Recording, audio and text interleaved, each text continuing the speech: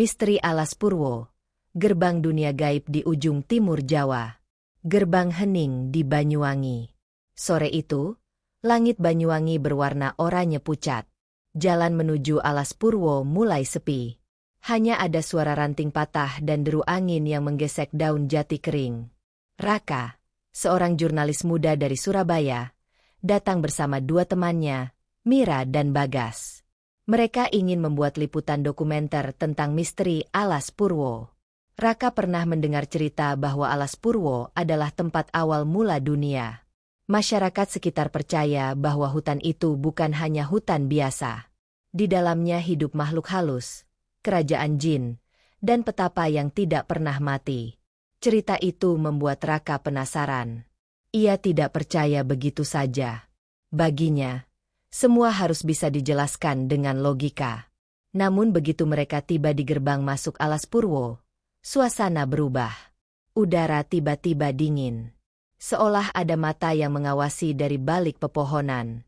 Penjaga pos perhutani, Pak Darmo, menghampiri mereka. Tubuhnya kurus, kulitnya gelap terbakar matahari, matanya tajam namun tenang. "Kalian mau masuk sekarang?" tanya Pak Darmo datar. "Iya, Pak. Kami cuma mau ambil gambar beberapa menit," jawab Raka. Pak Darmo menggeleng pelan. "Kalau bisa, jangan masuk waktu senja. Di sini, maghrib itu batas dunia." Mira menatap Raka dengan ragu. Tapi Raka tetap nekat. Ia percaya semua itu hanya mitos. Ia mengeluarkan kamera dan mulai merekam dari depan gerbang kayu tua bertuliskan, Taman Nasional Alas Purwo. Begitu melangkah masuk, sinar matahari seolah menghilang. Padahal baru pukul 5 sore. Di dalam hutan, pohon-pohon jati tinggi menjulang menutup langit. Suara serangga mendominasi. Tak ada burung, tak ada monyet, hanya sunyi. Mereka berjalan sekitar 2 kilometer ke dalam.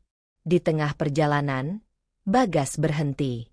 Ia melihat sesuatu di kejauhan. Sesosok bayangan hitam bergerak cepat di antara pepohonan. "Kamu lihat itu?" katanya pelan. Mira menggenggam tangannya. "Jangan bercanda." Tapi Raka juga melihatnya.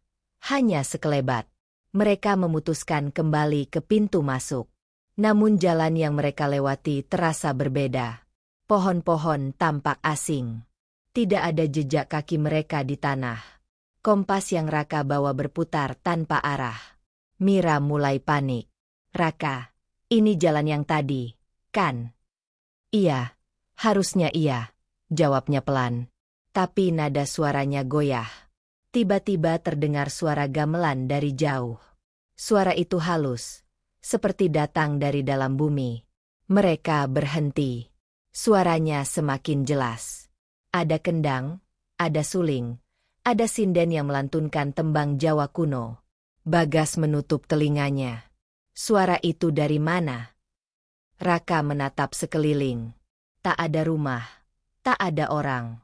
Hanya hutan lebat. Beberapa menit kemudian, mereka melihat cahaya samar di kejauhan. Seperti lentera kuning di antara pepohonan. Raka mendekat perlahan. Saat sampai di titik cahaya itu, yang terlihat hanyalah batu besar berlumut dengan ukiran huruf Jawa kuno. "Kayak nisan," kata Mira berbisik. Tapi saat mereka menoleh ke belakang, jalan yang mereka lalui sudah tidak ada. Hutan tiba-tiba sunyi lagi. Tidak ada suara serangga. Tidak ada angin. Udara membeku. Dari arah kanan, muncul siluet perempuan berpakaian putih. Rambutnya panjang. Wajahnya tertutup bayangan. Ia berdiri diam beberapa meter dari mereka. Mira menjerit. Bagas menarik tangannya. Mereka lari tanpa arah. Kamera terjatuh. Tapi Raka masih berusaha mengambilnya. Saat ia menoleh, perempuan itu sudah hilang. Setelah berlari sekitar 10 menit, mereka akhirnya menemukan jalan tanah yang menuju keluar. Gerbang kayu tua terlihat di kejauhan. Di sana, Pak Darmo sudah menunggu dengan wajah serius. "Kalian masih sempat kembali," katanya. "Tidak semua yang masuk bisa keluar sebelum malam." Raka terdiam. Nafasnya tersengal. Apa yang sebenarnya ada di dalam sana, Pak? Pak Darmo hanya menjawab singkat. Yang kamu lihat barusan bukan hal baru. Itu gerbang pertama. Malam itu mereka menginap di rumah Pak Darmo di desa Kalipait. Saat makan malam, Pak Darmo bercerita bahwa Alas Purwo dipercaya sebagai tempat bersemayam para makhluk gaib dan tempat bertapa para leluhur. Banyak orang datang ke sana mencari ilmu, kekuatan, atau petunjuk hidup. Namun tidak semua kembali. Raka mendengarkan dengan saksama. Kini ia tidak lagi yakin bahwa semua bisa dijelaskan dengan logika. Ia mulai berpikir bahwa hutan itu memang menyimpan sesuatu yang tidak bisa dilihat mata manusia biasa.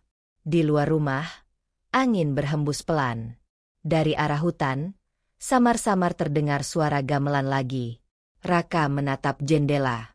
Hatinya mulai bertanya, apakah itu panggilan dari dalam hutan, atau peringatan agar tidak kembali? Hutan yang tidak pernah tidur. Pagi itu, kabut masih menutupi sebagian desa Kalipait. Matahari hanya muncul separuh. Cahayanya redup menembus uap air yang menggantung di udara. Raka terbangun dengan kepala berat. Ia sempat bermimpi aneh malam tadi, tentang seorang perempuan berpakaian putih yang memanggilnya dari dalam hutan. Mira dan Bagas sudah bangun lebih dulu. Mereka duduk di teras rumah Pak Darmo sambil minum kopi. Tak ada yang banyak bicara. Suasana hening. Hanya suara ayam dan gemericik air sungai kecil di belakang rumah. Pak Darmo keluar sambil membawa peta lusuh dan sebilah pisau besar di pinggang. Kalau kalian memang mau lanjut liputan, ada satu tempat yang bisa kalian kunjungi. Tapi kalian harus patuh sama aturan. Tempat apa itu, Pak? Tanya Raka. Padang Sadengan. Dulu tempat penggembalaan banteng. Tapi orang sini percaya, malam hari tempat itu jadi lapangan pertemuan makhluk halus. Mira menatap Raka dengan ragu. Kita benar-benar mau ke sana? Raka mengangguk. Kita datang pagi. Tidak akan bahaya. Perjalanan ke Sadengan menempuh waktu sekitar 2 jam.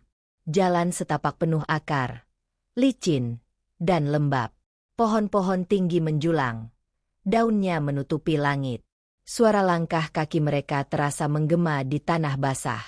Sesekali, suara ranting patah terdengar dari arah samping. Seperti ada yang mengikuti. Namun setiap kali mereka berhenti, suara itu juga berhenti. Bisa jadi monyet, kata Raka mencoba menenangkan Mira. Tapi dari tadi aku tidak lihat satupun binatang, balas Mira pelan. Sesampainya di Sadengan, pemandangannya terbuka. Hamparan rumput hijau luas, seperti padang sabana kecil di tengah hutan. Ada sisa-sisa menara pengintai milik petugas Taman Nasional. Udara di sana lebih terang, tapi tetap terasa aneh. Tidak ada suara burung. Hanya angin yang lewat membawa aroma tanah dan daun membusuk. Raka menyalakan kamera dan mulai merekam. Inilah Padang Sadengan, tempat yang dipercaya masyarakat sebagai arena pertemuan dunia tak kasat mata.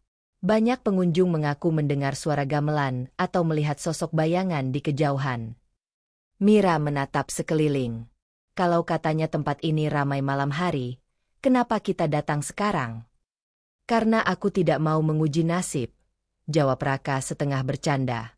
Bagas mendirikan tripod dan mulai memotret. Tapi tiba-tiba kamera digitalnya mati.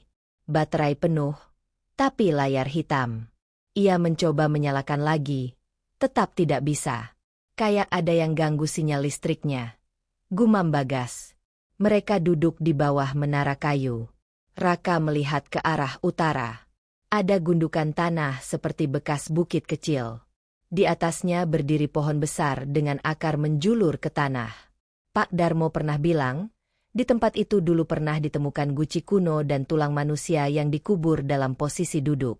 Tanpa banyak pikir, Raka mendekati gundukan itu. Mira menahannya. Jangan, Rak, katanya itu tempat keramat. Aku cuma mau lihat, balasnya. Begitu Raka melangkah mendekat, angin berhenti. Udara di sekitar menjadi sangat diam. Ia menatap batang pohon besar itu. Di permukaannya, ada goresan seperti huruf Jawa kuno. Bentuknya mirip dengan yang ada di batu besar yang mereka lihat kemarin. Raka mengusapnya pelan. Seketika, hawa dingin menembus kulit tangannya. Ia menarik tangan cepat. Dari sela akar pohon, muncul kabut tipis yang berputar pelan, lalu membentuk bayangan samar. Sosok itu tampak seperti pria tua berjubah abu-abu. Wajahnya tidak jelas. Ia berdiri tegak menghadap Raka. "Pergilah." Suaranya berat dan dalam, seperti datang dari dalam tanah. Raka mundur perlahan. Mira menjerit memanggilnya. Bagas menarik tangannya untuk lari. Tapi tubuh Raka seolah terpaku. Ia tidak bisa menggerakkan kaki. Hanya bisa menatap sosok itu yang perlahan hilang tertelan kabut. Beberapa detik kemudian, Raka tersadar. Ia tersungkur ke tanah. Dadanya sesak. Mira menepuk pipinya. "Panik. Kamu kenapa?" Raka hanya bisa berkata pelan. "Ada yang bicara di kepalaku." Katanya, "Jangan buka jalan yang tertutup." Bagas membantu Raka berdiri. Mereka segera meninggalkan padang itu tanpa banyak bicara. Di perjalanan pulang, suara langkah mereka terdengar aneh. Seolah ada langkah lain mengikuti dari belakang. Saat mereka berhenti, langkah itu pun berhenti. Sampai di rumah Pak Darmo, tubuh Raka menggigil. Ia tidak demam, tapi keringat dingin menetes dari pelipisnya. "Pak, apa yang saya lihat di sadengan itu? Siapa?" Pak Darmo menatapnya lama. "Kalau kamu melihat sesuatu, berarti kamu sudah dipilih. Tapi belum tentu itu kabar baik." Mira menatap Raka cemas. "Dipilih untuk apa?" Pak Darmo menghela napas. "Mungkin untuk menemukan sesuatu. Mungkin juga untuk tidak pernah kembali ke sini lagi." Malam itu, Raka tidak bisa tidur. Ia duduk di depan jendela, menatap arah hutan. Dari kejauhan, ia melihat kilatan cahaya hijau di antara pepohonan. Cahaya itu muncul sebentar, lalu hilang. Beberapa menit kemudian, terdengar suara gamelan lagi. Kali ini lebih jelas. Seolah datang dari arah sadengan. Raka menutup matanya, tapi suara itu terus terdengar. Dalam hatinya, ia tahu satu hal. Hutan itu tidak pernah tidur. Dan mungkin, ia pun tidak akan bisa tidur lagi sebelum tahu apa yang sebenarnya tersembunyi di dalamnya. Jejak hilang di padang sadengan. Pagi berikutnya, udara di desa Kalipai terasa lebih berat dari biasanya. Angin berhenti, langit tertutup awan gelap meski belum siang. Raka masih belum pulih. Wajahnya pucat, matanya merah karena tidak tidur semalam. Mira dan Bagas berusaha membujuknya untuk kembali ke Surabaya. Namun Raka menolak. "Aku harus tahu apa maksud kalimat itu," katanya tegas. "Jangan buka jalan yang tertutup." Ia merasa pesan itu bukan sekadar halusinasi. Ada sesuatu yang menunggu untuk ditemukan. Sesuatu yang tersembunyi jauh di dalam alas Purwo. Pak Darmo datang pagi itu membawa seikat daun kering dan sebatang dupa. "Kalau kalian mau lanjut, kalian harus minta izin dulu di Langgar Tua. Itu satu-satunya tempat di mana manusia masih boleh berbicara dengan penjaga hutan." Raka mengangguk. "Kami akan ke sana." Perjalanan menuju Langgar Tua melewati jalur lain yang lebih dalam dari sadengan. Jalan tanah becek. Akar-akar pohon menonjol seperti ular yang melingkar. Suara serangga dan burung lenyap sejak mereka melangkah. Setelah 2 jam berjalan, mereka menemukan bangunan kecil di tengah hutan. Dindingnya terbuat dari kayu lapuk. Atapnya separuh runtuh. Di bagian depan ada papan bertuliskan, "Langgar Tua Situs Leluhur." Begitu masuk, aroma dupa menyengat. Di dalamnya hanya ada tikar bambu, kendi air, dan lampu minyak kecil yang menyala redup. Udara di ruangan itu panas, tapi entah kenapa napas terasa berat. Pak Darmo menyalakan dupa dan menunduk. "Kalau kalian ingin tahu sesuatu, duduklah tenang. Jangan bicara dulu." Raka menurut. Ia duduk bersila. Matanya memandangi dinding kayu yang penuh ukiran huruf kuno. Tiba-tiba, angin bertiup dari celah atap. Api lampu minyak bergetar. Suara halus muncul di udara. Seperti bisikan yang datang dari arah tikar. Orang luar, kenapa kalian datang kembali? Suara itu lembut tapi dingin. Mira meremas tangan Raka. Bagas menunduk. Wajahnya pucat. Raka menjawab pelan. Aku ingin tahu apa maksud pesan di sadengan. Hening beberapa detik. Lalu suara itu kembali. Yang tertutup tidak boleh dibuka. Banyak yang mencoba. Semua menghilang. Raka menatap sekeliling. Apa yang tertutup itu? Gerbang ketiga. Jawab suara itu. Gerbang tempat semua waktu berhenti. Jika kamu masuk ke sana, kamu tidak akan kembali. Tiba-tiba api lampu padam. Ruangan gelap total. Suara langkah kaki terdengar dari luar langgar. Berat dan lambat. 1 langkah, 2 langkah. Lalu berhenti tepat di depan pintu. Mira menahan napas. Raka berdiri perlahan. Ia membuka pintu. Tidak ada siapapun di luar. Hanya kabut tebal dan suara gemerisik daun. Tapi di tanah, ada bekas jejak kaki. Jejak itu besar dan dalam. Seperti bekas kaki manusia, tapi hanya satu arah. Masuk ke langgar, tanpa jejak keluar. Pak Darmo menatapnya serius. Kalau sudah sampai tahap ini, kalian tidak bisa berhenti. Hutan ini sudah mengenal kalian. Mereka kembali ke rumah menjelang sore. Raka duduk di teras, menatap kamera yang sempat jatuh di sadengan. Ia mencoba menyalakannya. Ajaibnya, kamera itu hidup kembali. Ia memeriksa rekaman. Detik demi detik berjalan normal, sampai momen di mana ia menyentuh pohon besar itu. Gambar mendadak kabur. Lalu muncul sosok bayangan pria berjubah abu-abu berdiri di belakangnya. Tapi yang membuatnya merinding, wajah pria itu perlahan berubah. Itu wajahnya sendiri. Raka menatap layar lama. Tangannya gemetar. Mira yang duduk di sampingnya ikut melihat. Rak, itu kamu. Bukan, jawabnya lirih. Itu bukan aku. Itu sesuatu yang mengambil wujudku. Bagas yang sedari tadi diam, tiba-tiba berkata, mungkin ini maksudnya jalan yang tertutup. Mungkin itu bukan jalan fisik, tapi waktu. Mungkin kita sedang di tempat yang bukan waktu kita. Kalimat itu membuat suasana menjadi lebih berat. Tidak ada yang berbicara setelah itu. Malam pun tiba. Desa Kalipait gelap total karena listrik padam. Dari arah hutan, terdengar suara langkah kuda dan gamelan samar. Penduduk menutup pintu rapat-rapat. Pak Darmo berdiri di luar rumah sambil menatap arah alas Purwo.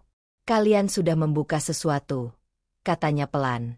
Besok, apapun yang terjadi, jangan menoleh kalau ada yang memanggil dari hutan. Sekali kalian menoleh, kalian tidak akan kembali. Mira dan Bagas saling berpandangan. Tapi Raka diam saja. Di dalam hatinya, rasa takut berubah menjadi keingintahuan yang tidak bisa dikendalikan. Ia merasa seolah ada kekuatan yang memanggilnya kembali ke dalam hutan. Menjelang tengah malam, suara gamelan semakin jelas. Lampu minyak di kamar Raka bergoyang. Udara dingin menyelimuti tubuhnya. Di jendela, bayangan seseorang berdiri. Raka mendekat pelan. Saat tirai terbuka, sosok itu terlihat jelas. Perempuan berpakaian putih dari gerbang hutan. Wajahnya tetap tertutup rambut panjang. Tapi kali ini, ia mengulurkan tangan. Raka tidak tahu kenapa, tapi langkahnya maju 1 langkah. Suara di kepalanya berbisik pelan. Jalan yang tertutup sudah terbuka. Lalu semuanya menjadi gelap. Pagi berikutnya, Mira dan Bagas terbangun. Pintu kamar Raka terbuka. Tempat tidurnya kosong. Kamera yang semalam ada di meja kini tergeletak di lantai dengan layar menyala. Di dalamnya, video terakhir memperlihatkan Raka berjalan sendirian ke arah hutan, tepat sebelum fajar. Tidak ada yang tahu bagaimana ia keluar tanpa suara. Tidak ada yang melihat jejak kakinya di tanah. Hanya satu hal yang pasti, jejak terakhir Raka mengarah ke Padang Sadengan, tempat di mana batas dunia mulai kabur. Dan sejak hari itu, penduduk desa kembali mendengar gamelan setiap malam. Lebih sering dari biasanya. Langgar tua dan bayangan putih. Pagi itu, suasana desa Kalipait berubah muram. Langit tampak berat, seperti menahan sesuatu di balik awan tebal. Tidak ada suara ayam, tidak ada aktivitas warga. Hanya terdengar tiupan angin lembut yang membawa aroma lembab dari arah hutan. Mira duduk di teras dengan wajah kosong. Ia belum makan, belum bicara apapun sejak Raka menghilang. Matanya sembab, pikirannya kosong. Di pangkuannya, kamera Raka masih menyala. Ia menatap layar yang menampilkan video terakhir. Raka melangkah ke dalam kabut, lalu gambar berhenti, statis, seperti ada sesuatu yang menekan dari dalam lensa. Bagas duduk di lantai, diam. Ia tidak berani menyentuh kamera itu lagi. Kita harus cari dia, katanya lirih. Mira menoleh. Kita bahkan tidak tahu dia di mana. Tapi dia pasti di sana, di dalam hutan. Mereka akhirnya memutuskan kembali ke Alas Purwo. Pak Darmo mencoba melarang. Kalian mau menyusul yang sudah dipanggil? Itu bukan hal yang bisa dibalik, katanya tegas. Namun Mira bersikeras. Kalau dia masih hidup, aku tidak akan tinggal diam. Akhirnya Pak Darmo menyerah. Ia memberi mereka seikat daun kelapa kering dan sebotol air kendi. Bukan untuk bertahan hidup, katanya. Tapi untuk dikenali oleh yang menjaga hutan. Kalau kalian tidak membawa ini, kalian dianggap orang asing. Mereka berangkat sebelum matahari naik tinggi. Kabut masih tebal menutupi jalan setapak. Kali ini, hutan terasa lebih gelap dari sebelumnya. Pohon-pohon besar berdiri seperti raksasa bisu. Suara langkah kaki mereka bergema, lalu menghilang di telan udara. Mira memegang kamera Raka. Setiap beberapa meter, ia memotret arah depan, seperti mencari petunjuk. Tapi hasil fotonya selalu sama, kabut putih pekat, tidak ada bentuk, tidak ada warna.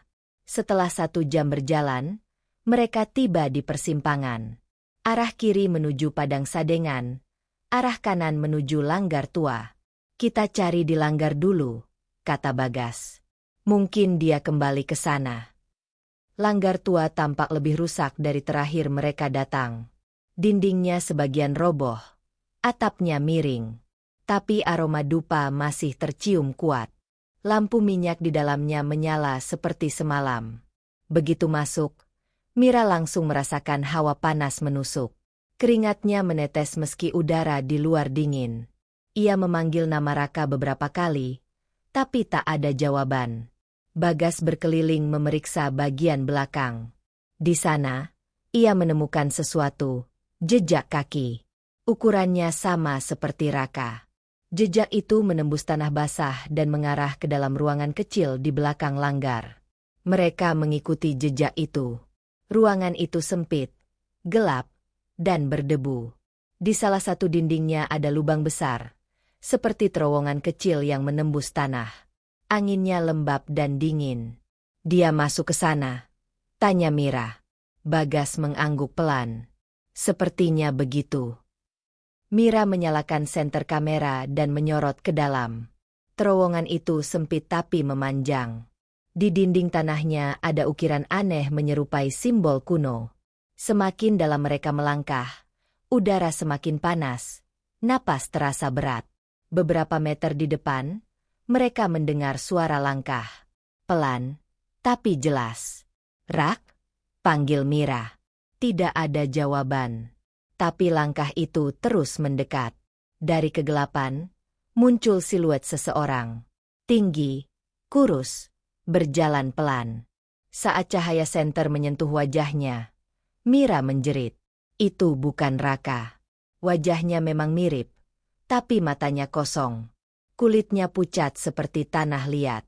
Ia berjalan tanpa ekspresi, menatap lurus ke depan. Raka? Ulang Mira. Tapi sosok itu tidak menjawab. Ia berhenti di depan mereka, lalu berbalik, berjalan masuk ke dalam lorong lebih dalam lagi.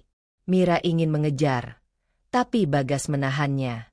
Jangan, itu bukan dia. Namun tiba-tiba lorong bergetar. Tanah di sekeliling mereka bergeser. Suara gemuruh terdengar dari atas. Lampu senter berkedip. Dari dalam kegelapan muncul sosok lain. Seorang perempuan berpakaian putih. Rambutnya panjang, wajahnya samar, tapi tatapannya jelas menembus mata Mira. Suaranya lembut tapi menekan. Pergilah. Dia sudah bukan milik dunia ini. Mira mundur ketakutan.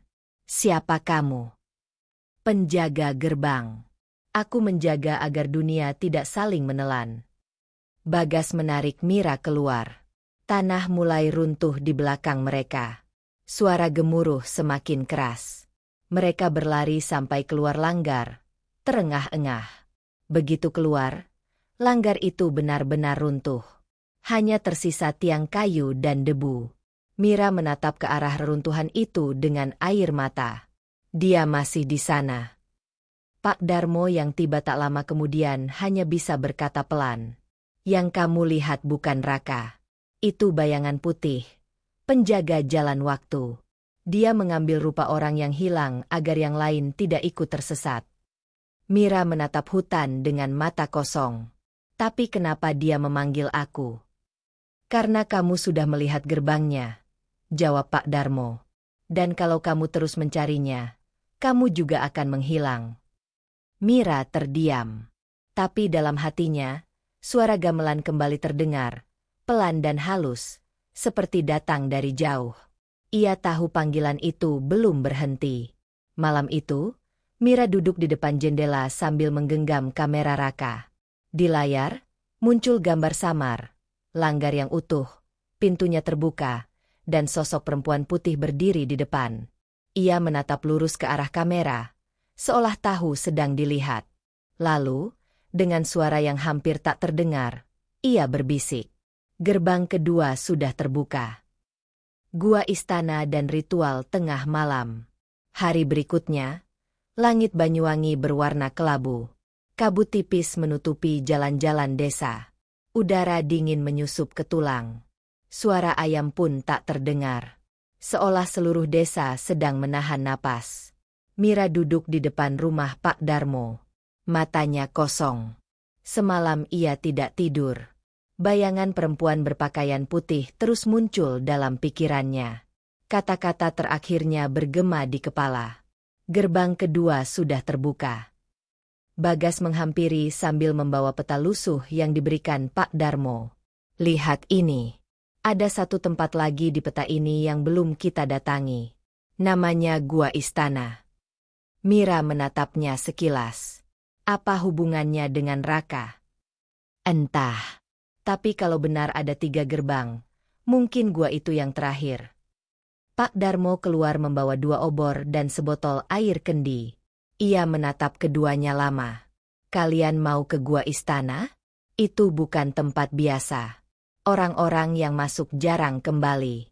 Bahkan petapa yang tinggal di sana tidak pernah menua. Mira berdiri. Aku tidak peduli. Kalau itu bisa menjawab semua, aku akan pergi. Mereka berangkat menjelang sore. Jalan menuju Gua Istana lebih berat dari sebelumnya. Jalurnya menanjak, penuh semak berduri, dan hampir tidak ada cahaya yang menembus pepohonan. Kabut menggantung di antara batang jati. Udara lembab menempel di kulit. Suara hewan malam mulai terdengar meski matahari belum sepenuhnya tenggelam. Sesekali, terdengar suara tawa kecil entah dari mana. Mira berhenti setiap kali mendengar. Tapi Bagas terus mendorong maju. 2 jam kemudian, mereka tiba di mulut gua. Bentuknya seperti celah besar di batu karang. Lebar namun gelap total di dalamnya. Dari dalam keluar hembusan udara panas bercampur bau tanah dan dupa terbakar. Ini dia, kata Bagas pelan. Gua Istana. Mira menyalakan obor. Cahaya oranye menyorot dinding gua yang penuh dengan ukiran wajah manusia. Setiap wajah memiliki ekspresi berbeda. ada yang tenang, ada yang menjerit, ada yang menangis. Mereka berjalan perlahan ke dalam. Suara langkah kaki menggema panjang. Semakin dalam, dinding gua terasa hidup. Ukiran wajah itu seolah mengikuti pandangan mata mereka. Sekitar 20 meter dari pintu masuk, lorong terbuka menjadi ruangan besar. Di tengahnya, ada batu datar berbentuk meja. Di atasnya tergeletak beberapa benda aneh. Mangkuk perunggu, dupa, bunga kering, dan keris kecil berkarat. Mira menatap benda-benda itu. Ini seperti tempat ritual. Bagas menyalakan kamera untuk merekam. Mungkin ini peninggalan petapa yang tinggal di sini. Namun tiba-tiba, suara dari dalam gua terdengar. Suara gamelan. Lembut tapi jelas. Bukan gema dari luar. Suaranya berasal dari dalam batu itu sendiri. Mira dan Bagas saling berpandangan. Lalu dari arah belakang, muncul cahaya redup. Seorang pria tua berjubah abu-abu berjalan pelan ke arah mereka. Tubuhnya kurus, rambutnya panjang hingga punggung. Matanya tajam tapi tenang. "Kalian tidak seharusnya di sini," katanya. Suaranya dalam, menggema di seluruh ruangan. Mira menatapnya. "Apakah Anda yang disebut petapa itu?" Pria itu tersenyum kecil. "Orang-orang memanggilku begitu. Aku menjaga gerbang." "Gerbang apa?" tanya Bagas. "Gerbang antara dunia yang hidup dan dunia yang tidak pernah mati. Di sini, waktu tidak berjalan. Semua yang masuk akan tinggal dalam bentuk yang lain." Mira maju selangkah. "Kami mencari teman kami, Raka. Dia hilang di hutan ini." Petapa itu menatapnya lama. Dia sudah melewati 2 gerbang. Sekarang dia di antara dunia. Jika kalian ingin menemuinya, kalian harus melakukan ritual tengah malam. Mira menatap batu besar di tengah ruangan. "Ritual apa itu?" "Ritual pemanggilan bayangan. Tapi setiap yang memanggil, harus siap dipanggil kembali." Mira tidak sepenuhnya paham. Namun ia tahu, itu satu-satunya cara untuk menemukan Raka. Ia mengangguk. Petapa itu menyiapkan mangkuk perunggu, menuang air kendi, menaruh bunga, dan menyalakan dupa. Asap putih memenuhi ruangan. Ia kemudian menggenggam keris kecil dan berkata, "Ketika asap menutupi mata, jangan bicara. Jika kau bicara, bayanganmu tidak akan kembali bersamamu." Ritual dimulai. Petapa itu menutup matanya dan mulai melantunkan doa dalam bahasa Jawa kuno. Suaranya berat dan bergema. Gamelan terdengar makin keras, seperti dimainkan dari dalam batu. Asap makin tebal. Udara menjadi panas. Mira merasakan sesuatu menepuk bahunya. Ia membuka mata. Di depannya berdiri sosok yang sangat dikenalnya. Raka. Wajahnya tenang, tapi matanya kosong. "Raka," bisiknya. Raka menatapnya lama, lalu berkata pelan, "Aku sudah lihat semuanya. Gerbang ketiga ada di dalam sini." Ia menunjuk ke arah dinding gua. "Tapi jangan buka." Mira mendekat. "Kamu masih bisa keluar. Kita bisa kembali bersama." Namun sebelum ia sempat menyentuh, Raka memundurkan langkah. Tubuhnya perlahan memudar, diserap kabut putih yang keluar dari dinding batu. Mira menjerit. Ia ingin mengejar, tapi petapa itu menahan bahunya. "Jangan. Kalau kamu ikut, kamu juga akan hilang." Gamelan berhenti. Asap hilang. Suara petapa pelan, nyaris tak terdengar. Ritual selesai. Tapi gerbang sudah terbuka. Mira duduk lemas di lantai. Bagas menatap petapa itu. Apa yang akan terjadi sekarang? Petapa itu menatap ke arah dinding gua. "Sekarang tidak ada jalan kembali. Dunia kalian dan dunia kami sudah bersentuhan." Saat mereka keluar dari gua, langit sudah hitam pekat. Angin berhenti. Tidak ada suara alam sama sekali. Hanya keheningan total. Di kejauhan, Cahaya samar terlihat di antara pepohonan. Seperti api kecil yang menari. Suara gamelan terdengar lagi. Tapi kali ini bukan dari dalam gua. Dari seluruh arah hutan. Serempak. Mira menatap Bagas dengan mata kosong. Dia belum selesai. Bagas menelan ludah. Kamu mau ke sana lagi? Mira mengangguk pelan. Aku akan buka gerbang ketiga. Petapa yang tak pernah mati. Malam itu, kabut semakin tebal, seolah menelan seluruh hutan dalam diam. Suara jangkrik dan burung malam hilang sama sekali, digantikan oleh dengungan aneh yang berasal dari dalam tanah. Bagas menatap Mira yang berjalan lebih dulu di depan. Wajahnya pucat namun matanya tajam. Sejak ritual di gua istana, Mira tidak banyak bicara.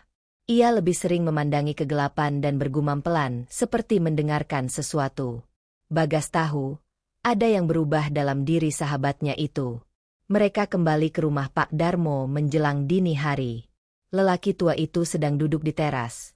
Wajahnya tegang seperti sudah tahu apa yang terjadi. Ketika melihat keduanya datang dengan wajah penuh abu dupa, ia berdiri cepat. "Kenapa kalian kembali?" tanyanya dengan nada keras. Mira menatapnya tanpa ekspresi.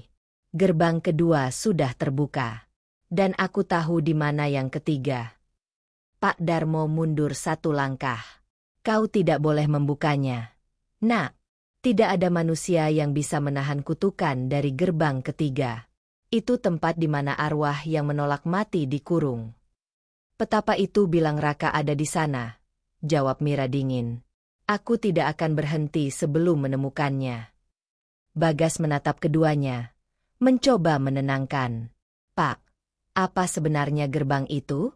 Siapa petapa yang menjaga gua itu? Pak Darmo menghela napas panjang, lalu duduk perlahan. Petapa itu dulu manusia. Namanya Kirantaka. Ia datang ke desa Ali puluhan tahun lalu. Waktu itu dia masih muda. Katanya mencari cara agar tak mati. Dia melakukan ritual di gua itu. Dan berhasil. Berhasil tidak mati. Ulang Bagas tak percaya. Ya. Tapi bukan hidup juga. Tubuhnya membusuk pelan tapi tak pernah benar-benar mati. Ia terjebak di antara dua dunia. Setiap 100 tahun, dia butuh roh baru untuk menjaga keseimbangan gerbang. Mira terdiam. Ia memejamkan mata. Dan suara Raka di gua tadi kembali terngiang. Gerbang ketiga ada di dalam sini. Ia membuka matanya. Jadi setiap 100 tahun, seseorang harus dikorbankan. Pak Darmo menunduk. Bukan dikorbankan. Dipilih. Dan mungkin, Raka sudah menjadi yang terpilih. Bagas merasakan bulu kuduknya meremang. Jadi selama ini semua yang hilang di hutan, mereka bukan tersesat. Pak Darmo mengangguk pelan. Mereka dipanggil. Mira berdiri dan menatap ke arah timur, tempat di mana gua itu berada. Kalau begitu, aku akan memanggil balik Raka. Aku akan buka gerbang ketiga dan mengakhiri semuanya. Pak Darmo bangkit, menggenggam bahunya. Jangan, nak. Sekali gerbang ketiga terbuka, dunia akan kehilangan batasnya. Kau tidak akan bisa menutupnya lagi. Namun tatapan Mira sudah kosong. Seolah mendengarkan suara lain yang hanya bisa ia dengar. Dia memanggilku, Pak, aku tidak bisa berhenti. Menjelang subuh, Mira meninggalkan rumah Pak Darmo diam-diam. Bagas menyusul begitu menyadari kepergiannya. Ia berlari menembus kabut, mengikuti jejak langkah Mira di tanah basah.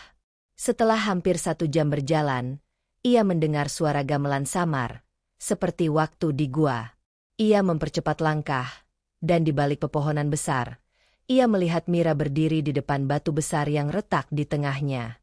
Retakan itu memancarkan cahaya kebiruan, berdenyut pelan seperti jantung. Mira, serunya.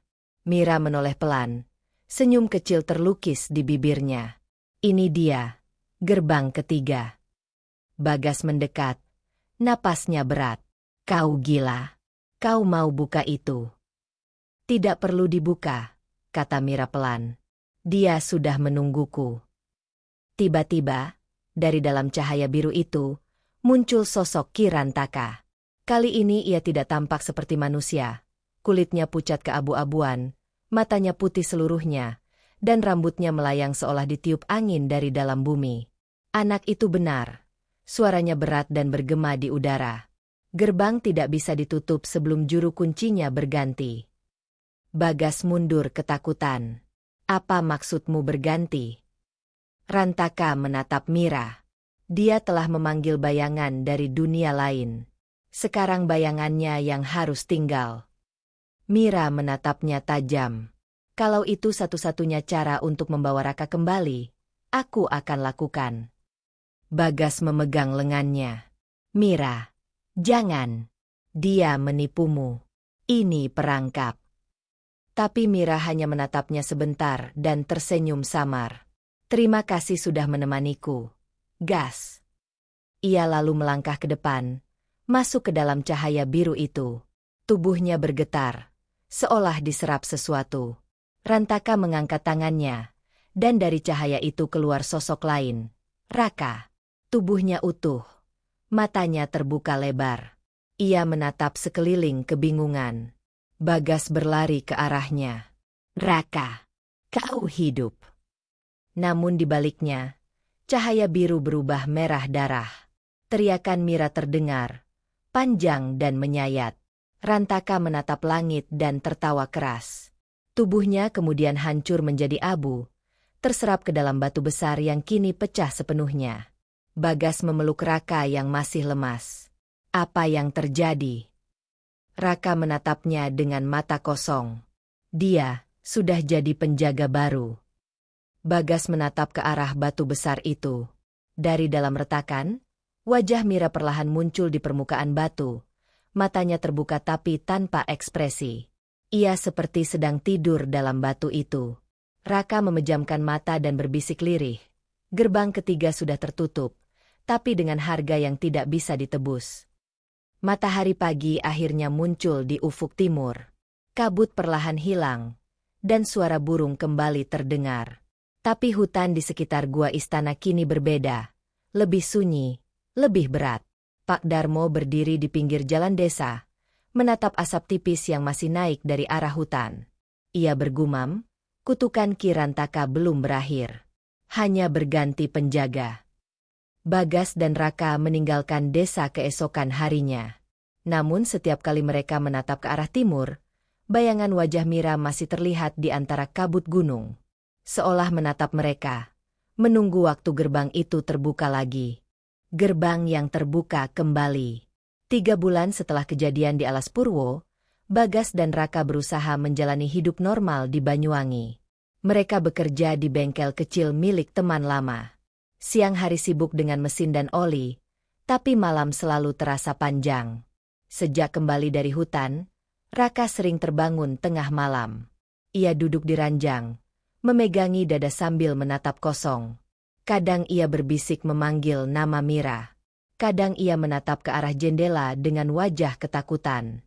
Bagas tahu, Raka tidak pernah benar-benar pulih. Dan ia sendiri pun tidak bisa melupakan tatapan terakhir Mira di batu retak itu. Setiap kali menutup mata, ia mendengar gema suara gamelan dari dalam kabut.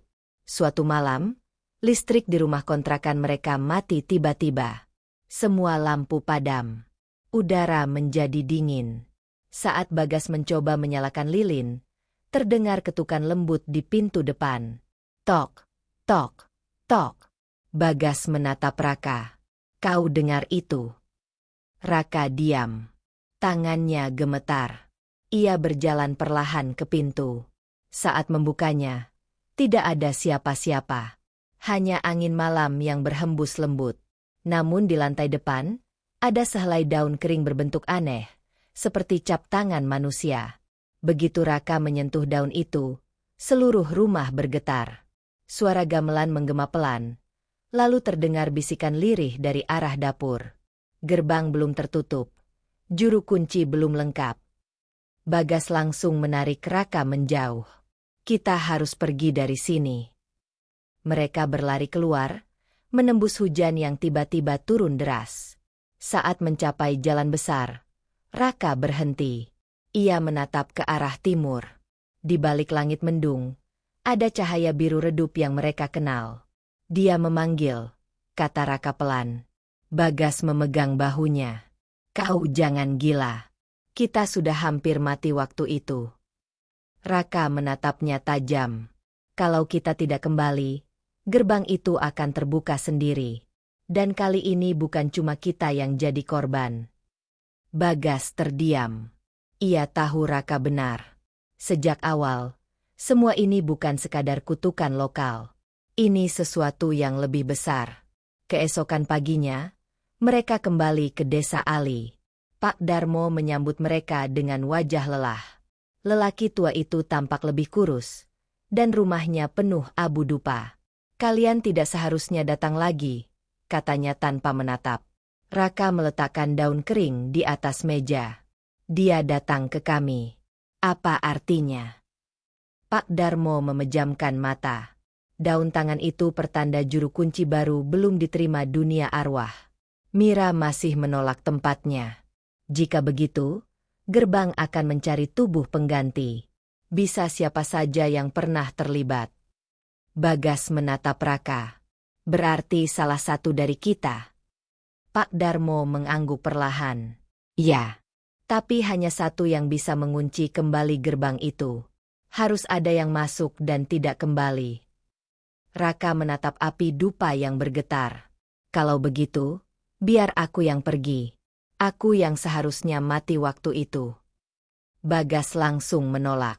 Tidak, aku tidak akan biarkan kau mati 2 kali. Raka menatapnya dengan mata merah. Bagas, Mira mati karena aku. Dia terseret ke dunia itu gara-gara aku dipanggil. Sekarang giliran aku menutupnya. Pak Darmo menatap mereka berdua. Gerbang hanya bisa dibuka di malam bulan purnama. Itu malam ini. Kalau lewat, ia akan terbuka sendiri tanpa kendali. Menjelang malam, mereka menuju hutan. Kabut mulai turun dari lereng gunung. Jalan setapak yang dulu mereka lalui kini dipenuhi akar kering dan pohon tumbang. Namun di kejauhan, cahaya biru itu masih ada. Mereka tiba di batu besar yang dulu menjadi gerbang ketiga. Kini batu itu retak sepenuhnya. Dan di tengah retakan tampak wajah Mira, matanya masih terbuka. Tapi kali ini, air menetes dari sudut matanya. Raka berlutut. Mira, aku datang. Udara tiba-tiba bergetar. Cahaya biru memancar lebih terang.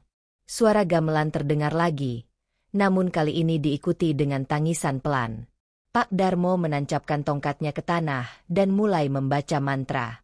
Sekali kau masuk, jangan menoleh. Kalau kau menoleh, rohmu akan terpecah.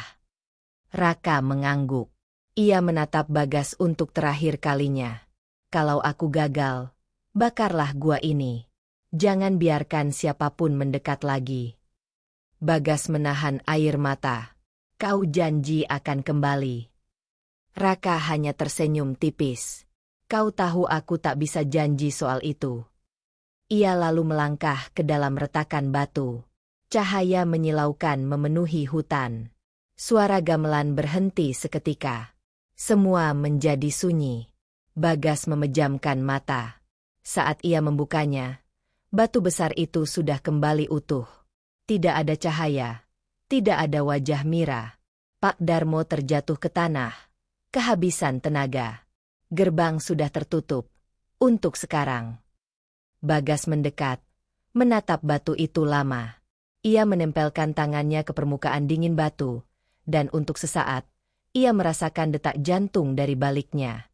Ia berbisik pelan, kau berhasil, Rak. 3 hari kemudian, Bagas meninggalkan desa Ali. Ia berjalan sendirian, membawa satu koper kecil dan selembar foto lama mereka bertiga. Dirinya, Raka, dan Mira. Namun di bus yang ia tumpangi, seorang penumpang di kursi belakang tiba-tiba bersenandung pelan. Suaranya lirih, tapi nadanya jelas. Gamelan yang sama. Bagas menoleh cepat, tapi kursi itu kosong. Ia memandang keluar jendela. Hutan alas purwo masih tampak di kejauhan. Di balik kabut, Cahaya biru kecil kembali muncul, berdenyut pelan seperti jantung yang baru bangkit. Gerbang yang seharusnya tertutup, ternyata tidak pernah benar-benar hilang. Dan kali ini, mungkin ia memanggil Bagas. Bayangan dari dunia lain. Sejak kembali dari alas Purwo, Bagas hidup dalam diam. Ia pindah ke kota kecil di pinggir Situbondo, bekerja di bengkel kendaraan besar. Tidak banyak bicara, tidak banyak keluar. Tapi setiap malam, ia mendengar sesuatu dari balik jendela kamarnya. Suara itu pelan. Kadang seperti bisikan, kadang seperti gamelan. Ia tahu itu bukan mimpi. Karena setiap kali ia menutup telinga, suara itu justru terdengar lebih jelas dari dalam kepalanya. 3 minggu setelah kepergian Raka, Bagas mulai melihat bayangan. Di kaca bengkel, di air yang tergenang, di pantulan helm motor. Sosok perempuan dengan rambut panjang dan mata kosong. Ia tahu siapa itu. Mira. Namun yang membuatnya takut bukan karena Mira muncul, tapi karena ia tidak sendirian. Di belakangnya selalu ada sosok lain. Tinggi, kurus, matanya kosong. Sosok itu menatap Bagas setiap kali Mira menoleh. Dan Bagas bisa merasakan bahwa sosok itu adalah Raka. Suatu malam, saat ia hendak menutup bengkel, semua lampu padam bersamaan. Di udara tercium bau tanah basah dan dupa terbakar. Ia mencoba menyalakan senter, tapi cahaya itu bergetar seperti sedang menolak hidup. Dari arah ruang belakang terdengar suara langkah. 1 langkah, 2 langkah, lalu berhenti. Gas. Suara itu familiar. Suara Raka. Bagas berdiri kaku. Raka. Tak ada jawaban. Ia melangkah pelan ke ruang belakang. Udara di dalam makin dingin. Di dinding, ada bekas tangan hitam yang basah, seolah seseorang baru saja keluar dari lumpur. Tiba-tiba, dari dalam bayangan, muncul sosok Raka. Pucat, basah, dan matanya kosong. Tapi wajahnya masih sama. Gas, tolong aku, katanya pelan. Bagas mundur beberapa langkah. Kau sudah mati. Raka menggeleng. Tidak, aku terjebak. Di sana waktu tidak berjalan. Aku lihat semuanya, tapi tidak bisa kembali. Ia menunjuk dada Bagas. Gerbang terbuka lagi. Lewatmu. Bagas tertegun. Apa maksudmu? Raka menatapnya dengan mata yang mulai gelap. Kau membawa bayanganku saat aku pergi. Sekarang dunia di sana dan sini mulai menyatu. Tiba-tiba, dinding bengkel berguncang. Dari langit-langit, keluar kabut biru yang menetes seperti air. Bau tanah hutan menyeruak kuat. Gamelan kembali terdengar. Kali ini lebih keras. Raka menjerit kesakitan. Tubuhnya bergetar hebat. Tutup gerbangnya. Gas! Sebelum semuanya keluar. Bagas berlari keluar. Tapi pintu bengkel tertutup sendiri. Cahaya biru menyala dari balik jendela, membentuk pusaran. Dari pusaran itu, muncul tangan-tangan hitam yang mencoba meraih apapun di dekatnya. Bagas menjerit dan memukul kaca. Berhenti. Aku tidak mau ikut. Namun suara gamelan semakin cepat. Irama itu membuat udara bergetar seperti detak jantung yang terlalu cepat. Di tengah kepanikan, sebuah suara perempuan terdengar pelan, jelas di telinganya. Mereka tidak bisa pergi tanpa juru kunci. Bagas berputar. Di sana berdiri Mira. Wajahnya pucat, tapi kali ini matanya lembut. Ia tersenyum kecil. Mira, sudah waktunya kau lepaskan mereka. Apa maksudmu? Bayangan Raka masih melekat padamu. Selama itu belum lepas, gerbang akan terus terbuka. Bagas memegangi dadanya, merasakan denyut cepat di sana. Bagaimana caranya? Pergilah ke tempat semuanya dimulai. Alas Purwo. Di sana aku akan menunggu. Kita tutup gerbang itu bersama. Begitu Mira berkata begitu, semua lampu menyala lagi. Gamelan berhenti. Udara kembali normal. Tapi Raka sudah tidak ada. Hanya tersisa lumpur kering di lantai, membentuk jejak kaki menuju pintu keluar. Keesokan harinya, Bagas mengemasi barangnya dan naik motor menuju Alas Purwo. Ia melewati jalan sepi, menembus kabut yang mulai turun. Tidak ada ponsel, tidak ada teman. Hanya dirinya dan suara gamelan samar di kejauhan. Saat sampai di perbatasan hutan, langit berubah kelabu.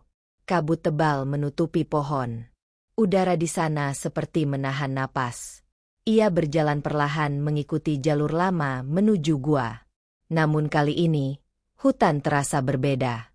Pohon-pohon lebih tinggi, tanahnya lebih lembek, dan suara langkahnya bergema aneh, seperti berjalan di dalam ruang kosong. Setiap beberapa langkah, ia melihat bayangan orang-orang yang pernah hilang di Alas Purwo. Mereka berjalan tanpa arah, wajahnya tanpa mata. Bagas mencoba memalingkan pandangan, tapi suara Mira terdengar lagi. Jangan takut. Mereka hanya menunggu gerbang tertutup. Ia terus berjalan hingga tiba di depan batu besar tempat Mira dulu terperangkap. Tapi batu itu kini terbuka. Di dalamnya ada cahaya biru berputar pelan. Di tengah cahaya itu berdiri Mira, mengenakan pakaian putih, rambutnya terurai panjang. Kau datang, katanya lembut. Bagas mengangguk. Aku ingin mengakhiri ini. Mira mendekat. Kalau kau masuk, tak akan ada jalan kembali. Aku tahu. Mira menatapnya lama. Kau yakin? Ya. Aku sudah kehilangan semuanya. Setidaknya biar ini berakhir di tanganku. Ia menggenggam tangan Mira, dan bersamaan mereka melangkah ke dalam cahaya biru itu. Dunia di sekeliling mereka berubah. Tidak ada hutan, tidak ada langit. Hanya kabut pekat dan suara gamelan yang makin cepat. Dari dalam kabut, muncul sosok Raka. Ia tersenyum samar. Kau datang juga. Bagas menatapnya. Aku mau menutup gerbang ini. Raka mengangguk. Kalau begitu, kau harus lepaskan bayanganmu. Serahkan separuh jiwamu padanya. Bagas memejamkan mata. Ia mengingat semua. Tawa, ketakutan, kehilangan. Lalu ia membuka mata dan menatap cahaya di sekelilingnya. Ia berkata pelan, kalau dunia ini ingin tenang, ambil saja sisaku. Cahaya biru memancar kuat. Suara gamelan berhenti mendadak. Semua lenyap. Ketika kabut menghilang, hutan Alas Purwo kembali sunyi. Batu besar di tengah hutan kini tertutup sempurna, tanpa retak sedikitpun. Angin bertiup pelan. Di udara, terdengar bisikan samar. Gerbang telah tertutup. Namun di ujung hutan, seorang penjaga Taman Nasional menemukan sesuatu aneh. Di tanah dekat batu besar itu, tertancap sebuah kunci besi tua. Di gagangnya terukir 3 huruf. B.M.R. Bagas, Mira, Raka. 3 nama yang kini menjadi legenda baru di Alas Purwo. Penjaga baru Alas Purwo. Pagi itu, langit di atas Alas Purwo tampak jernih. Burung-burung kembali bersuara. Udara segar membawa aroma tanah basah. Seakan tak pernah terjadi apapun di hutan itu. Namun penduduk desa Ali tahu, ada sesuatu yang berubah sejak malam cahaya biru terakhir muncul. Pak Darmo berdiri di tepi jalan hutan, menatap ke arah barat tempat batu besar berdiri. Ia kini berjalan dengan tongkat. Rambutnya semakin putih. Tapi matanya masih tajam, seolah terus mengawasi sesuatu yang tak terlihat. Setiap malam, ia menyalakan dupa dan membaca doa lama. Tidak untuk memanggil, tapi untuk menjaga agar yang di dalam tetap diam. Sejak gerbang tertutup, tidak ada lagi orang hilang di hutan. Tidak ada suara gamelan. Tidak ada kabut tebal mendadak. Tapi satu hal ganjil tetap terjadi. Setiap malam bulan purnama, cahaya kecil berwarna biru masih terlihat di puncak pohon tertua di tengah Alas Purwo. Cahaya itu berdenyut pelan seperti detak jantung. Tidak menyeramkan, tapi memberi kesan bahwa seseorang di sana masih berjaga. 3 bulan kemudian, 2 peneliti muda dari universitas datang ke desa. Namanya Andin dan Farhan. Mereka meneliti aktivitas magnetik dan cerita mistis di Alas Purwo. Mereka menemui Pak Darmo di rumahnya. "Bapak pasti tahu banyak tentang tempat itu," kata Andin sambil membuka catatan. Pak Darmo tersenyum lemah. "Banyak yang saya tahu, tapi tidak semuanya bisa dijelaskan." Farhan menatap peta yang mereka bawa. "Kami ingin menelusuri titik ini, Pak. Ada anomali energi tinggi di sekitar sini." Pak Darmo menatap titik itu lama. "Itu lokasi batu besar. Kalau kalian ke sana, jangan berbicara kalau mendengar gamelan," katanya pelan. "Dan kalau melihat cahaya biru, jangan mendekat." Andin tertawa kecil. "Kami ilmuwan, Pak. Kami tidak takut cerita rakyat." Pak Darmo hanya menggeleng. "Kalian tidak perlu takut. Kalian hanya perlu tahu kapan berhenti." Sore itu, Andin dan Farhan memasuki hutan dengan peralatan. Jalur masuk sudah tertutup semak, tapi masih bisa dilewati. Hutan tampak tenang. Tidak ada suara binatang, hanya angin dan dedaunan. Setelah 2 jam berjalan, mereka tiba di area terbuka dengan batu besar di tengahnya. Batu itu ditumbuhi lumut, tapi permukaannya licin seperti baru dibersihkan hujan. Andin mendekat dan menempelkan sensor pada batu itu. Jarum alat bergerak cepat. "Aneh. Medan elektromagnetiknya berubah-ubah," katanya. Farhan menyalakan kamera. "Mungkin ada logam di dalam tanah." Tiba-tiba, alat Andin mati total. Layar hitam. Baterai panas seketika. "Farhan, ini aneh. Seperti ada gelombang balik." Udara di sekitar mereka mulai dingin. Kabut muncul perlahan, padahal matahari belum terbenam. Gamelan terdengar samar, lembut seperti dari jauh. Farhan memutar tubuhnya. "Kau dengar itu?" Andin mengangguk. Wajahnya pucat. Suara gamelan. Di antara kabut, muncul sosok samar. Seorang laki-laki muda, mengenakan baju sederhana. Rambutnya pendek, wajahnya tenang. Ia berdiri di depan batu besar dan menatap mereka tanpa bicara. Farhan menelan ludah. Apa itu penjaga hutan?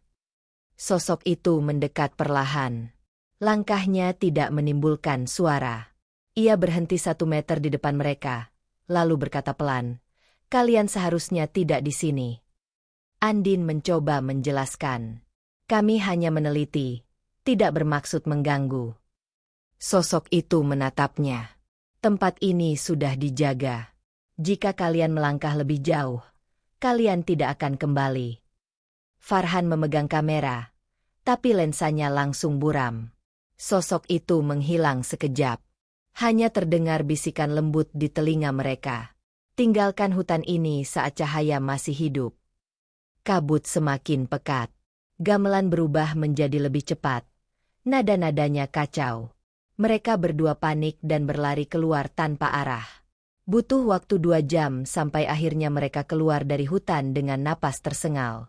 Begitu sampai di desa, langit sudah gelap. Tapi ketika mereka menoleh ke arah hutan, di atas pepohonan terlihat 3 cahaya biru kecil berbaris lurus. Andin menatapnya lama. 3 cahaya, seperti simbol. Pak Darmo yang menunggu di jalan menatapnya dan berkata pelan, "Itu mereka, penjaga baru Alas Purwo." Sejak malam itu, banyak pengunjung hutan mengaku melihat 3 cahaya biru di antara pepohonan. Kadang cahaya itu berpindah, kadang berputar pelan seperti mengawasi. Beberapa warga percaya, itu roh Bagas, Mira, dan Raka yang kini menjaga keseimbangan antara dunia hidup dan dunia roh. Mereka bukan arwah gentayangan, tapi penjaga gerbang agar manusia tak lagi tersesat ke dunia lain. Di desa Ali, orang tidak lagi takut pada Alas Purwo. Mereka mulai menanam kembali di tanah sekitar hutan, tapi tidak ada yang berani menebang pohon di dekat batu besar itu. Setiap kali kabut turun, warga menyalakan dupa di depan rumah sebagai penghormatan. Pak Darmo kini jarang keluar rumah. Namun setiap bulan purnama, Ia duduk di beranda sambil menatap arah hutan dan tersenyum kecil. Sekarang giliran mereka yang menjaga, gumamnya. Suatu malam, Andin kembali ke desa sendirian. Ia membawa hasil penelitian dan rekaman suara gamelan dari hutan. Tapi saat memutar rekaman itu di laboratorium kampus, ada sesuatu yang aneh. Di sela suara gamelan, terdengar 3 bisikan pelan yang berbeda. Jangan biarkan gerbang terbuka lagi. Dunia ini harus seimbang. Kami akan berjaga. Andin menatap layar komputer lama. Di ujung rekaman, terlihat bayangan 3 sosok berdiri di depan batu besar. Mereka menatap kamera dan perlahan menghilang, meninggalkan satu kalimat di layar yang muncul seperti kabut. Kami masih di sini. Sejak itu, tidak ada lagi peneliti yang berani masuk terlalu dalam ke Alas Purwo. Tempat itu dibiarkan seperti sedia kala. Tenang, tapi penuh misteri. Dan di tengah hutan, 3 cahaya biru masih berdenyut pelan setiap malam. Tidak pernah padam. Tidak pernah pergi. Mereka bukan legenda. Mereka penjaga. Bagas, Mira, Raka. 3 jiwa yang menutup gerbang dunia lain. 3 bayangan yang kini menjaga batas hidup dan mati di Alas Purwo. Hingga kini, Alas Purwo tetap menjadi hutan paling misterius di ujung timur Pulau Jawa. Banyak orang percaya tempat itu adalah titik awal kehidupan di tanah Jawa. Sebagian lain meyakini, di sanalah dunia manusia dan dunia roh bersinggungan. Cerita tentang Bagas, Mira, dan Raka menjadi legenda baru di kalangan penduduk desa Ali. Mereka bukan sekadar kisah misteri, tapi peringatan agar manusia tahu batas antara ilmu dan keserakahan. Karena di setiap tempat yang tenang, selalu ada sesuatu yang berjaga agar keseimbangan tetap ada. Alas Purwo tidak menakutkan. Ia hanya menuntut rasa hormat. Dan selama manusia masih tahu cara menghormati alam, penjaganya akan tetap diam, menjaga dunia dari dalam bayangan hijau hutan purba.